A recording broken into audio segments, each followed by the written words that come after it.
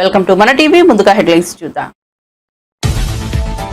ఎన్టీఆర్ వర్ధంతి సందర్భంగా నివాళులు అర్పించిన చంద్రబాబు. నిరుపేదల జీవితాల్లో సంక్షేమ వెలుగులు నింపారన్న బాబు. ఎన్టీఆర్ తెలుగువాడి విశ్వరూపమన్న లోకేష్.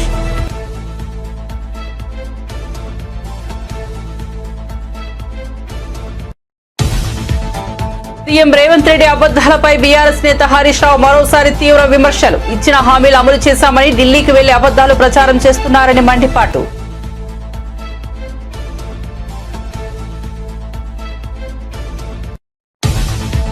రంగారెడ్డి జిల్లా కలెక్టర్ ను కలిసిన నటుడు మంచు మనోజ్. కొన్ని రోజులుగా మోహన్ బాబు కుటుంబంలో వివాదాలు. మంచు మనోజ్ కు ఇటీవల నోటీసులు పంపిన కలెక్టర్. ఈ క్రమంలో వివరణ ఇచ్చేందుకు కలెక్టర్ ను కలిసిన మనోజ్.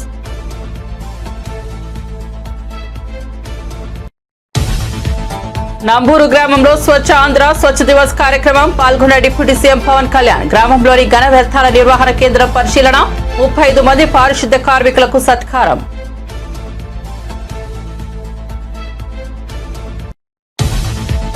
మళ్లీ తెరపైకి ఆ వివాదం. జేసీ ప్రభాకర్ రెడ్డిపై మాకు మాధవీలత ఫిర్యాదు. జేసీ ప్రభాకర్ రెడ్డి తన పట్ల దారుణంగా మాట్లాడారన్న నటి.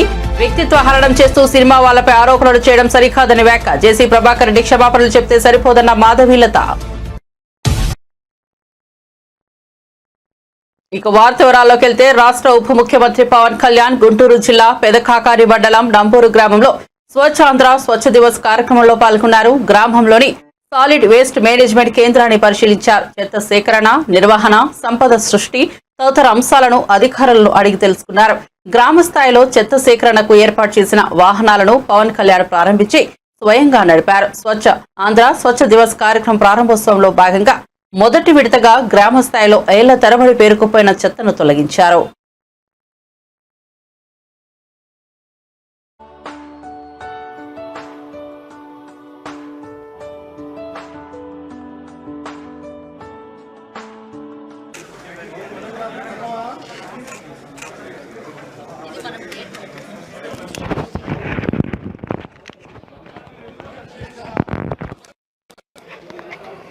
కాఫీ మంచి ప్రేమ కాఫీ మంచి ప్రేమ.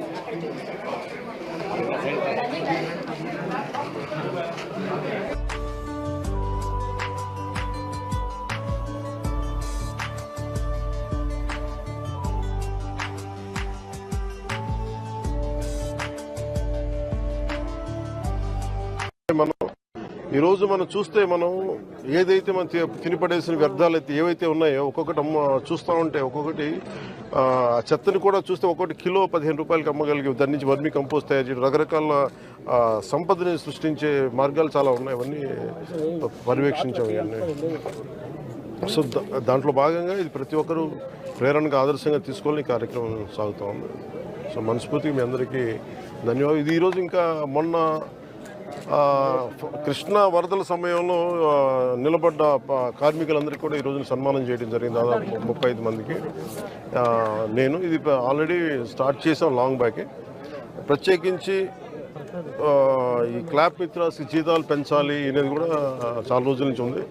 ఆ క్లాప్ మిత్ర జీతాలు రావడానికి కూడా ఆ రోజు మేము ప్రిన్సిపల్ సెక్రటరీ శశిభూషణ్ గారు ఉన్నారు, మొత్తం వీళ్ళందరి దగ్గర నుంచి తీసుకొని ముందుకు తీసుకెళ్లి క్లాప్ మిత్రకు సకాలంలో జీతాలు గత ప్రభుత్వంలో బకాయిలున్న జీతాలను కూడా వెంటనే చెల్లించడం జరిగింది. అలాగే నా దృష్టికి తీసుకొచ్చింది ఎంపీడీఓ గారు కానీ మిగతా ఉన్నతాధికారులు ప్రతి ఒక్కరు కూడా వాళ్ళ జీతాలు పెంచాలనే ఒక ఇది ఉందని రిక్వెస్ట్ ఉందని అడుగుతా ఉన్నారు. దాన్ని ఖచ్చితంగా పరిశీలిస్తామని చెప్తాను. సార్, పారిశుద్ధ్య కార్మికులకి చాలా మంది ఇంకా టెంపరీగా చేస్తున్నారు, చాలా ఇబ్బందులు పడుతున్నారు. మురుగు కలెక్ట్ చేయడం అనేది మనం జనరల్గా పబ్లిక్ అసలు ఆలోచించడానికి ఇష్టపడరు. అలాంటి మురుగును వాళ్ళు డైలీ కలెక్ట్ చేసి గ్రామాలు చూపుతున్నారు. వాళ్ళ సమస్యల పరిష్కారం విధంగా ప్రత్యేకించి ఇది నాకు రేవంత్ రెడ్డి అబద్దాలపై బీఆర్ఎస్ నేత హరీష్ రావు మరోసారి తీవ్ర విమర్శలు గుప్పించారు. ఇచ్చిన హామీలు అమలు చేశామని ఢిల్లీకి వెళ్లి అబద్దాలు ప్రచారం చేస్తున్న ముఖ్యమంత్రి రేవంత్ రెడ్డి గారు మీ పాలనలో వేతనాలు అందక ఉద్యోగులు రోడ్డెక్కుతున్న దుస్థితి నెలకొందని తెలిపారు. 1వ తేదీనే వేతనాలు చెల్లిస్తామని అధికారంలోకి వచ్చిన మీకు చిరు ఉద్యోగుల కష్టాలు కనిపించడం దురదృష్టకరమని తెలిపారు. ఐటీ మంత్రి నారా లోకేష్ ను ఆంధ్రప్రదేశ్ డిప్యూటీ సీఎం గా ప్రమోట్ చేయాలని టీడీపీ పొలిట్ బ్యూరో సభ్యుడు శ్రీనివాస్ రెడ్డి కోరారు. ఎన్టీఆర్ 29వ వర్ధంతి సందర్భంగా మైదకూరులో ఏర్పాటు చేసిన సభలో ముఖ్యమంత్రి చంద్రబాబు పాల్గొన్నారు. ఈ నేపథ్యంలో శ్రీనివాసరెడ్డి మాట్లాడుతూ రాష్ట్ర అభివృద్ధి కోసం నారా లోకేష్ చేస్తున్న కృషిని గుర్తించమని విజ్ఞప్తి చేశారు. 43 సంవత్సరాల్లో తెలుగుదేశం పార్టీ ఆవిర్భవించిన తర్వాత 3వ తరం నేత మన పార్టీలోకి వచ్చారు నారా లోకేష్ గారు. మరి పార్టీకి భవిష్యత్తులో యువతకు ఒక భరోసా ఇవ్వాలన్నా, పార్టీకి భరోసా ఇవ్వాలన్నా నారా లోకేష్ గారిని డిప్యూటీ సీఎంగా ప్రమోట్ చేయాలని చెప్పి మేమందరం కూడా కోరుకుంటున్నాం సార్. మాకొక కోరిక సార్, 43 సంవత్సరాల్లో తెలుగుదేశం పార్టీ ఆవిర్భవించిన తర్వాత 3వ తరం నేత మన పార్టీలోకి వచ్చారు నారా లోకేష్ గారు. మరి పార్టీకి భవిష్యత్తులో యువతకు ఒక భరోసా ఇవ్వాలన్నా, పార్టీకి భరోసా ఇవ్వాలన్నా నారా లోకేష్ గారిని డిప్యూటీ సీఎంగా ప్రమోట్ చేయాలని చెప్పి మేమందరం కూడా కోరుకుంటున్నాం సార్. దీనివల్ల పార్టీకి బ్రహ్మాండమైన భవిష్యత్తు ఉంటుంది. మేడ్చల్ జిల్లాలోని జగద్గిరిగుట్టలో హైడ్రా కమిషనర్ రంగనాథ్ పర్యటించారు. ఇటీవల వెంకటేశ్వర స్వామి ఆలయ భూములు కబ్జా అవుతున్నట్లు ఫిర్యాదు రావడంతో రంగనాథ్ ఆ ప్రాంతాన్ని పరిశీలించారు. ఆలయ భూముల రక్షణకు కఠిన చర్యలు తీసుకుంటామని ఆయన హామీ ఇచ్చారు.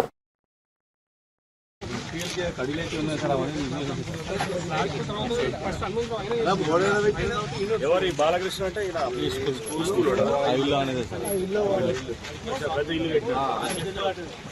టీఆర్ఎస్ ఉంటే టీఆర్ఎస్ అంటాడు, కాంగ్రెస్ కాంగ్రెస్, బీజేపీ అన్ని నువ్వు ఎందుకు ఆలోచన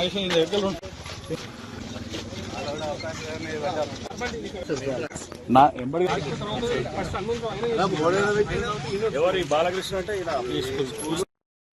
పోలవరం ప్రాజెక్టులో కీలకమైన డయాఫ్రమ్ వాల్ నిర్మాణ పనులు ప్రారంభమయ్యాయి. ఇందుకు సంబంధించిన పనులకు కాంట్రాక్టు సంస్థ ప్రారంభించింది. 1.396 కిలోమీటర్ల పొడవైన డయాఫ్రమ్ వాల్ నిర్మాణం కోసం ప్రణాళికలు రూపొందించారు. 1.5 మీటర్ల మందంతో నది ప్రవాహ మార్గంలో భూమి లోపల దీని నిర్మాణం చేపట్టనున్నారు.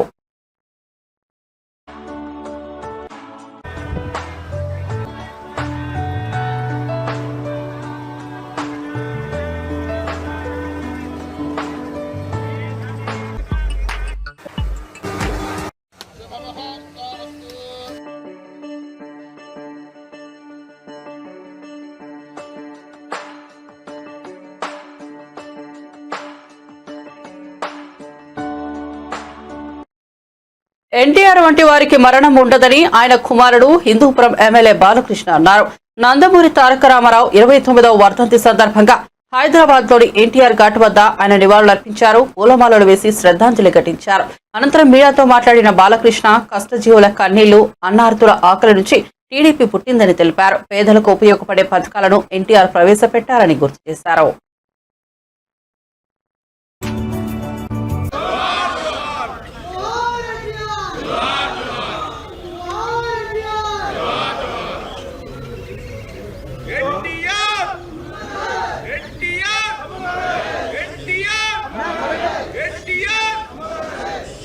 ఈ భూమి మీద అందరూ పుడతారు గెడతారు, కానీ అందరు మహానుభావులు కాలేరు. ఒక మనిషి మహోన్నత విద్యాపథంలోకి నడవాలంటే, అత్యున్నత శిఖరాలకు ఎదగాలంటే సత్సంకల్పం కావాలి, అకుంఠ దీక్ష పొందాలి, నీ దారిలో నువ్వు నడవాలి అని మా నాన్నగారు నాతో ఎప్పుడు చెప్తుండేవారు. ఎన్నో సందర్భాల్లో నేను చెప్పడం జరిగింది. ఎన్టీఆర్ అంటే కేవలం నందమూరి తారక రామారావు కాదు, ఏంటంటే నటనాలయం, ఆయన ఇల్లు ఒక నటనాలయం, అందులో ఆయన ఒక నటరాజు నరసింహుడు. టీ అంటే తారమండలంలోని తారక ధృవతారకుడు, ఆర్ అంటే రాజర్షి రారాజు, రాజకీయ దురంధర యుగంధరుడు, రమణీయ రమ్య కమనీయ సౌమ్య గుణదాముడని. మొన్ననే ఆయన శత జయంతి జరుపుకోవడం జరిగింది. ఆయన సినిమా పరిశ్రమకు వచ్చి 75 సంవత్సరాలు మన దేశం ఆయన మొదటి సినిమా. పాత్రలో పరకాయ ప్రవేశం చేసి ఆ పాత్రలను ఆయన అణువణువులో జీర్ణింపు చేసుకుని ఆ పాత్రలకి న్యాయం చేసిన నట ధీరుడు నందమూరి తారక రామారావు గారు. ఎక్కడ చూసినా కూడా అటువంటి నట ధీరుడు, లేకపోతే నటచారుడు, లేకపోతే నట ధీరుడు ఎక్కడా మనకి కానరాడు అని నేనే కాదు, ప్రతి ఒక్కడు చెప్పుకుని తీరుతారు, ఒప్పుకుని తీరుతారు. ప్రతి తెలుగు వాడిని బయటికి తీసుకొచ్చి నేను తెలుగు వాడిని అని చెప్పే సత్తా ధైర్యం ఇచ్చిన తెలుగు తేజ నందమూరి తారక రామారావు గారు. మరి తెలుగుదేశం పుట్టింది శ్రామికుడి చెమటలో నుంచి, కార్మికుడి కరిగిన కండరాల్లో నుంచి, రైతు కూలీల రక్తంలో నుంచి, నిరుపేదల కంటి మంటల్లో నుంచి, కష్టజీవుల కన్నీళ్లలో నుంచి అని ఆనాడు అన్నార్థుల ఆక్రందనలో నుంచి అంటూ తెలుగుదేశం పిలుస్తుంది రా కదిలిరా అని తెలుగుదేశం పార్టీని పెట్టి మరి ఆనాడు ఒక విప్లవం తీసుకొచ్చారు ఆయన. అలాగే రాజకీయాల్లోకి వచ్చాక ఎన్నో సాహసోపేతమైన పథకాలను అమలు చేశారు. అవి ప్రజలకు ఉపయోగపడేవి, అలాగే ఎంతో సానుకూలమైనవి కూడా. అలాగే ఎన్టీఆర్ అంటే ఆయన నడిచిన మార్గమే భగవద్గీతలో సాగిన ఒక గొప్ప జీవితం. అందుకే ఆయన అందరి గుండెల్లో శాశ్వతంగా నిలిచిపోయి నిత్యామృతాన్ని తాగిన దేవుడిలా మారాడు. అటువంటి వాళ్ళకి మరి మరణం ఏది? ఆయన ఎప్పుడు నిత్యం వెలిగే ఒక మహత్తర జీవిత విధానం. టీడీపీ సీనియర్ నేత జేసీ ప్రభాకర్ రెడ్డిపై ఫిలిం ఛాంబర్ మాకు నటి మాధవిలత ఫిర్యాదు చేశారు. ఆయన తన పట్ల దారుణంగా మాట్లాడారని ఫిర్యాదులో పేర్కొన్నారు. వ్యక్తిత్వ హననం చేస్తూ సినిమా వాళ్లపై ఆరోపణలు చేయడం సరికాదని ఆమె అన్నారు. జేసీ ప్రభాకర్ రెడ్డి క్షమాపణ చెబితే సరిపోదని మాధవిలత తెలిపారు. ఆయనపై న్యాయ పోరాటం చేస్తానని అన్నారు. ఆయన వ్యాఖ్యలపై సినిమా పరిశ్రమ స్పందించకపోవడంతోనే ఫిలిం ఛాంబర్ లో ఫిర్యాదు చేసినట్లు నటి పేర్కొన్నారు. ఇక ఫిర్యాదు చేయడానికి ముందు మాధవిలత తన ఇన్స్టాగ్రామ్ ఖాతాలో న్యాయం కోసం నా పోరాటం అంటూ ఓ పోస్ట్ కూడా పెట్టారు. వాళ్ళంటే ఒక రకంగా అంటే నేను ఆ పదం ఇప్పుడు నేను మీ ముందు యూజ్ చేయలేను, కానీ జేసీ ప్రభాకర్ రెడ్డి ఒక సీనియర్ పాలిటీషియన్. ఆయన ప్రస్తుతం అలయన్స్ ప్రభుత్వంలో ఉన్నారు. గతంలో మాజీ ఎమ్మెల్యేగా కూడా చేశారు. ప్రస్తుతానికి వాళ్ళ కొడుకు తాడిపత్రి ఎమ్మెల్యేగా చేస్తున్నారు. Municipal chairman commission of Tadipatri కూడా ఉన్నారు. సో వారు నా మీద అనవసరమైన వ్యాఖ్యలు చేశారు. మహిళల సంరక్షణ కోసం నేను మాట్లాడడం మాత్రమే జరిగింది తప్ప నేను ఎవ్వరి పేర్లు కూడా మెన్షన్ చేయలేదు. ఎప్పట్లాగే సోషల్ అవేర్నెస్ కోసం నేను వీడియోస్ చేస్తూ ఉంటా. సినిమా ఇండస్ట్రీలో చాలామంది అమ్మాయిలకు జరుగుతున్న అన్యాయాల మీద నేను ఎన్నోసార్లు మాట్లాడాను కూడా, కానీ సినిమా ఇండస్ట్రీ ఎప్పుడు కూడా నేను మాట్లాడింది కండెమ్ చేయలేదు. అండ్ శివబాలాజీ గారికి, మాధవ్ రవి గారికి కాల్ చేయడం జరిగింది. సినిమా ఇండస్ట్రీ అమ్మాయిని అయినందుకు నన్ను పని కట్టుకొని ఇలా అన్నారు. సినిమా షూటింగ్స్లో పూలు చల్లుకోవడం వల్ల వాళ్ళు నేకెడ్గా ఉంటారు అన్న ఒక విషయాన్ని కూడా ఆయన ప్రస్తావించి బాడీ షేమింగ్ చేయడం కానీ, సినిమా క్రియేటివిటీని కించపరచడం కానీ, లేకపోతే సినిమా వాళ్ళు అంటే ఒకసారి సినిమా చేసి మానేస్తే, లేకపోతే సినిమాలు చెయ్యాలంటే కూడా వాళ్ళు ప్రాస్టిట్యూషన్ కిందే లెక్క కడతారు, లేకపోతే వాళ్ళు అదే చేసి బతుకుతుంటారు, బ్రతుకుదెరుకు వాళ్ళకి అదే బ్రతుకుదెరువు అని ఆయన పదే పదే మాట్లాడడం. క్షమాపణ 2 రోజుల తర్వాత చెప్పినా సేమ్ ఇష్యూ మళ్ళీ చెప్పారు. వాళ్ళు ఏదో బతుకుదెరువు కోసం చేసుకుంటూ ఉంటారు, కానీ నేను అనకూడదు. సో సినిమా వాళ్ళంటే ఇంకా బతకడానికి ఇంకా వేరే పనేం లేదు. నా పాటికి నేను సినిమా ఇండస్ట్రీలో ఈ మధ్యకాలంలో సినిమాలు చేయట్లేదు. నేను బెంగళూరులో జాబ్ చేసుకుంటూ అక్కడ బ్రతుకుతూ ఉంటే నన్ను పుల్ చేసి ఇలాంటి మాటలు మాట్లాడడం నాకు చాలా చాలా బాధ కలిగించింది. శివ గారికి ఎప్పుడైతే నేను కాల్ చేశానో ఇలా నాకు మన సినిమా ఇండస్ట్రీ నుంచి కండెమ్ చేయాలని అడిగితే చాలా వెంటనే స్పందించారండి. 15 సంవత్సరాలుగా శివబాలాజీ గారు కానీ, మాధవ్ రవి గారు నాకు మంచి సన్నిహితులు. బట్ ఇక్కడికి వచ్చేసరికి స్నేహితులు అన్నది ఇంపార్టెంట్ కాదు. ఎందుకంటే మాకు కొన్ని బైలాస్ ఉంటాయి. దాని ప్రకారం మాత్రమే వాళ్ళు ఏదైనా యాక్షన్ తీసుకోగలరు. పర్సనల్ ఇష్యూస్ అన్నది ఇక్కడ తీసుకోరు. ఇది సినిమా ఇండస్ట్రీకి సంబంధించింది. నేను ఇక్కడ సినిమాలు చేశాను కాబట్టి దానికి ఏం కావాలని మొత్తం ఆయన స్టోరీ విన్న తర్వాత హీ సెడ్ ఓకే, ఇది తప్పకుండా నేను రిసీవ్ చేసుకుంటానని చెప్పారు. థ్యాంక్ యూ శివ గారు, థ్యాంక్ యూ సో మచ్. అలాగే మంచు విష్ణు గారితో కూడా మాట్లాడడం జరిగింది. హీ సెడ్ ఓకే అని చెప్పారంట. వెంటనే రెస్పాండ్ అయ్యారు, వితిన్ సెకండ్స్లో రెస్పాండ్ అయ్యారు. చాలా చాలా థ్యాంక్స్. ఎందుకంటే నేను ఈ విషయంలో నిజంగా థ్యాంక్ యూ చెప్పుకోవాలి. రవి గారు థ్యాంక్ యూ అండి. I fight for justice. నాకు ఇలాంటి మాటలు నన్నే కాదు, ఫర్దర్గా ఏ అమ్మాయిని కూడా సినిమా ఇండస్ట్రీలో బయటికి వెళ్ళి పని చేసుకోవడానికి మాకంటూ గౌరవం కావాలన్నదే నా ముఖ్య ఉద్దేశం, అంతకంటే ఇంకేమీ లేదు. ఎన్టీఆర్ 29వ వర్ధంతి సందర్భంగా ఆయన కుమార్తె బీజేపీ ఏపీ అధ్యక్షులు పురంధేశ్వరి విజయవాడ పటమటలోని ఎన్టీఆర్ విగ్రహానికి పూలమాలలు వేసి నివాళులర్పించారు. మరణం లేని జనం ఎన్టీఆర్ది అంటూ ఆయన వ్యక్తిత్వాన్ని పురంధేశ్వరి ఘనంగా కొనియాడారు. మహనీయులు నందమూరి తారక రామారావు గారు చలనచిత్ర రంగంలోకి వారి రాకముందు చలనచిత్ర కళాకారుల్ని కేవలం మొహానికి రంగులు వేసుకునే వారిగా పరిగణిస్తూ చిన్న చూపు చూస్తున్నటువంటి పరిస్థితుల్లో వారు చలనచిత్ర రంగంలోకి వచ్చి వారి పట్టుదల, వారి క్రమశిక్షణ, వారి అంకితభావం మాధ్యమంగా చలనచిత్ర కళాకారులకి గౌరవాన్ని వారు తీసుకుని రావటం జరిగింది. అది మాత్రమే కాకుండా ఇప్పటికీ సైతం, ఈ రోజుకి సైతం, ఈ క్షణానికి సైతం రాముడన్నా, కృష్ణుడన్నా, రావణాసుడన్నా, దుర్యోధనుడన్నా ముందుగా గుర్తుకు వచ్చేది, మన కళ్ళ ముందు కట్టినట్టు కనపడేది వారి రూపమే. అదేవిధంగా ప్రజా జీవితంలోకి వచ్చిన తర్వాత అధికారం అన్నది కేవలం అధికారం చెలాయించడానికి మాత్రమే కాదు, అధికార మాధ్యమంగా ప్రజాసేవ ఏ విధంగా చేయవచ్చు, నిజమైనటువంటి సంక్షేమాన్ని ప్రజలకు అందించినటువంటి మహనీయులు నందమూరి తారక రామారావు గారు. మాండలిక వ్యవస్థను తీసుకుని వచ్చి పరిపాలనని ప్రజలకి చేరువ చేయడం మాత్రమే కాకుండా ఆకలితో ఉన్నటువంటి వారికి 2 రూపాయల కిలో బియ్యాన్ని ప్రవేశపెట్టి వారి ఆకలిని తీర్చడం, అదేవిధంగా రాయలసీమ లాంటి ప్రాంతాల్లో దాహార్తితో అలమటిస్తున్నటువంటి వ్యక్తులకి తెలుగు గంగ వంటి ప్రాజెక్టుని చేపట్టి వారి దాహార్తిని తీర్చడం, పేదలకి జనతా వస్త్ర పథకం మరియు పక్కా గృహ నిర్మాణ మాధ్యమంగా వారికి సేవ చేయటం, మరి మన జనాభాలో సగభాగంగా ఉన్నటువంటి మహిళలకి వారికి ఆస్తిలో సమాన హక్కుతో పాటు వారిని విద్యాధికుల్ని చేయాలి అనేటువంటి భావనతోటి మొట్టమొదటి మహిళా విశ్వవిద్యాలయాన్ని స్థాపించడం మాత్రమే కాకుండా స్థానిక సంస్థల్లో వారికి రిజర్వేషన్ని కల్పించి నిజమైనటువంటి మహిళా సాధికారతని వారికి అందించినటువంటి మహనీయులు నందమూరి తారక రామారావు గారు. కనుకనే వారు అంటే ఈ రకంగా చూసుకున్నట్లయితే అనేక సంస్కరణ వారు చేయడం కూడా జరిగింది. నిస్వార్థ ప్రజాసేవకి నిలవెత్తు నిదర్శనం నందమూరి తారక రామారావు గారు.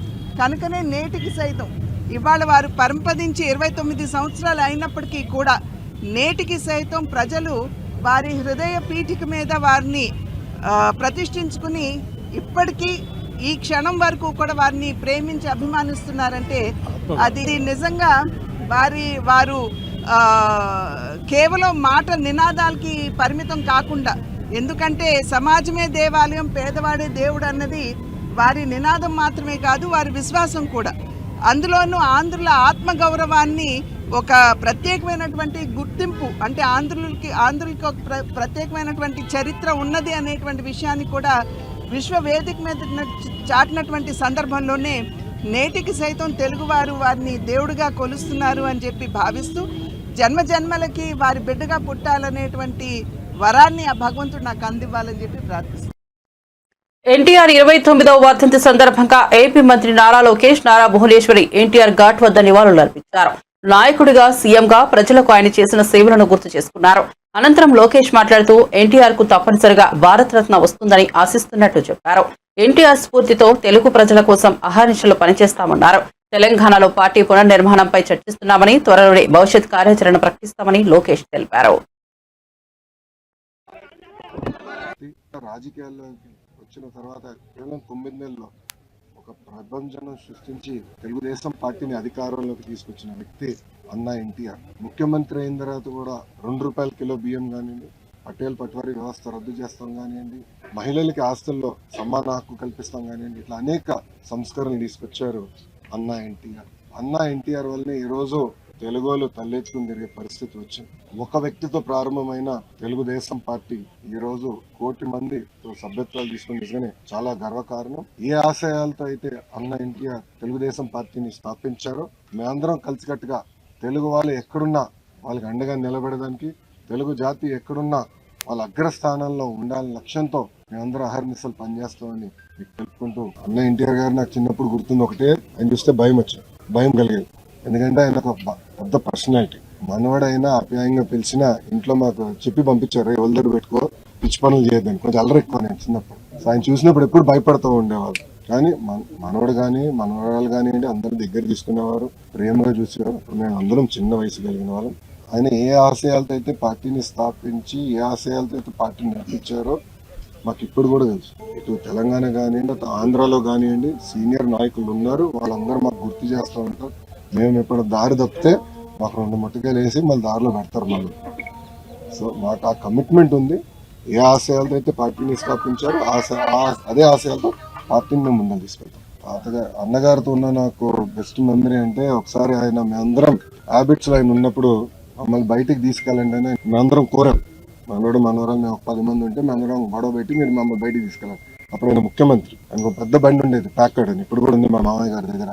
ఆయన నేనే నడుపుకుంటూ తీసుకెళ్తానని ఏమో స్పీడ్గా వెళ్ళారు.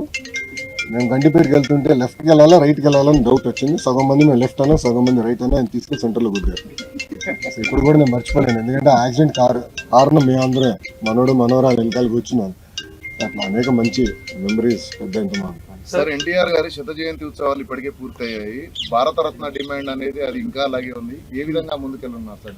ఆ డిమాండ్ ఉంది. మా జాతీయ అధ్యక్షులు వారు చంద్రబాబు నాయుడు గారు దానిపైన స్పష్టంగా ఈరోజు కూడా మారుతారు. ఆ డిమాండ్ ఉంది. మేము కేంద్ర ప్రభుత్వంతో కూడా మారుతున్నాం. తప్పనిసరిగా అన్న ఎన్టీఆర్కి భారతరత్న ఇస్తారని మేము ఆశిస్తాం. ఆనాడు ఉమ్మడి రాష్ట్రం ఉన్నప్పుడు విశాఖ హక్కు, ఆంధ్రుల హక్కు అనే ఉద్యమం జరిగింది.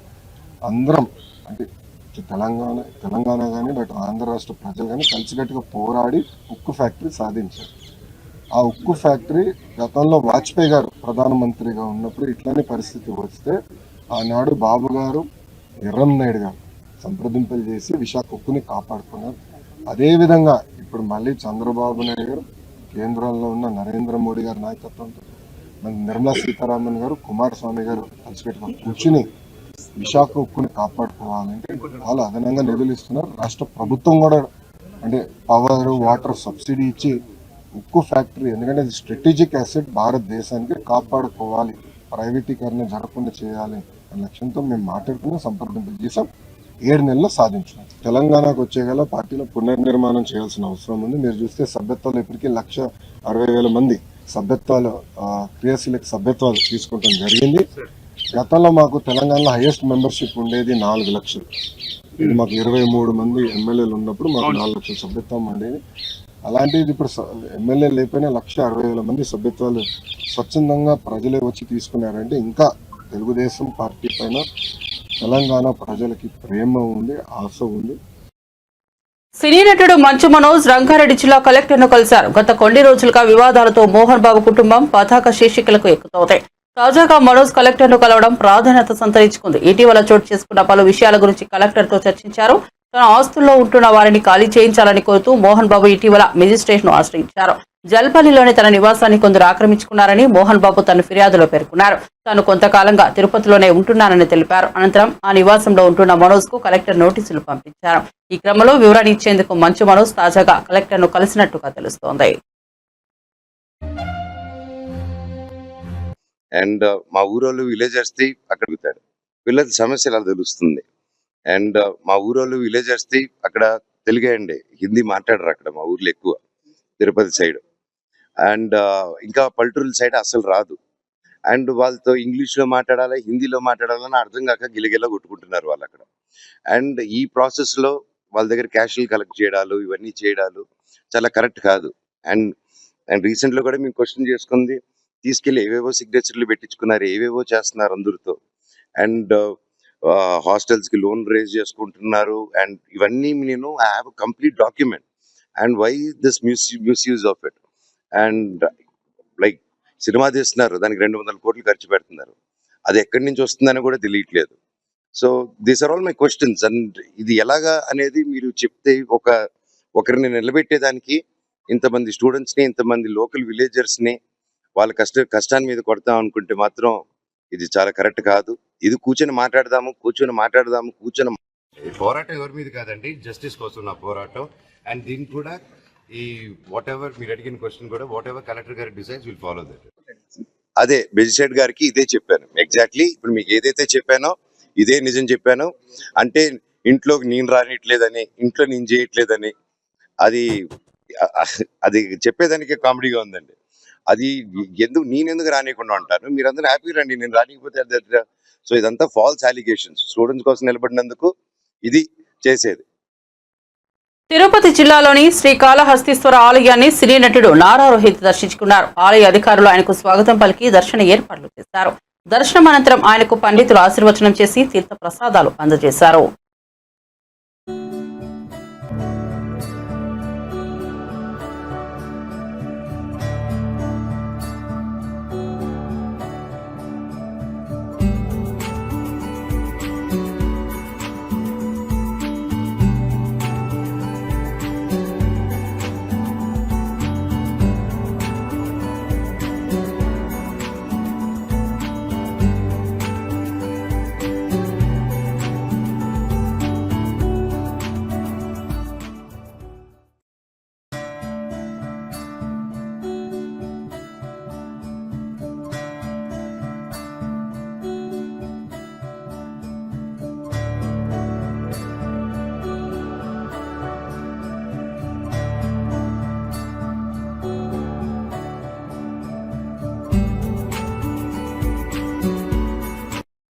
బులెటిన్ ముగించే ముందు హెడ్లైన్స్ మరోసారి చూద్దాం. ఎన్టీఆర్ వర్ధంతి సందర్భంగా నివాళులర్పించిన చంద్రబాబు, నిరుపేదల జీవితాల్లో సంక్షేమ వెలుగులు నింపారన్న బాబు. ఎన్టీఆర్ తెలుగువాడి విశ్వరూపమన్న లోకేష్.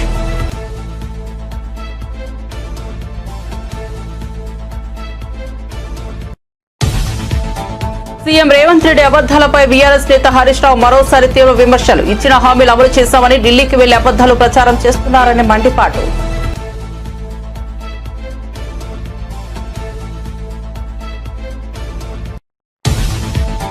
రంగారెడ్డి జిల్లా కలెక్టర్ను కలిసిన నటుడు మంచు మనోజ్. కొన్ని రోజులుగా మోహన్ బాబు కుటుంబంలో వివాదాలు. మంచు మనోజ్ కు ఇటీవల నోటీసులు పంపిన కలెక్టర్. ఈ క్రమంలో వివరణ ఇచ్చేందుకు కలెక్టర్ను కలిసిన మనోజ్.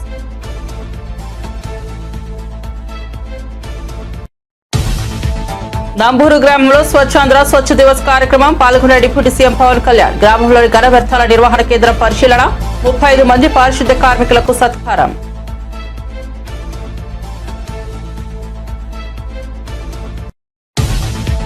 మళ్లీ తెరపైకి ఆ వివాదం. జేసీ ప్రభాకర్ రెడ్డిపై మాకు మాధవిలత ఫిర్యాదు. జేసీ ప్రభాకర్ రెడ్డి తన పట్ల దారుణంగా మాట్లాడారన్న నటి. వ్యక్తిత్వ హననం చేస్తూ సినిమా వాళ్ళపై ఆరోపణలు చేయడం సరికాదని వ్యాఖ్య. జేసీ ప్రభాకర్ రెడ్డి క్షమాపణ చెప్తే సరిపోదన్న మాధవిలత. మరిన్ని అప్డేట్స్ కోసం చూస్తూనే ఉండండి మన టీవీ.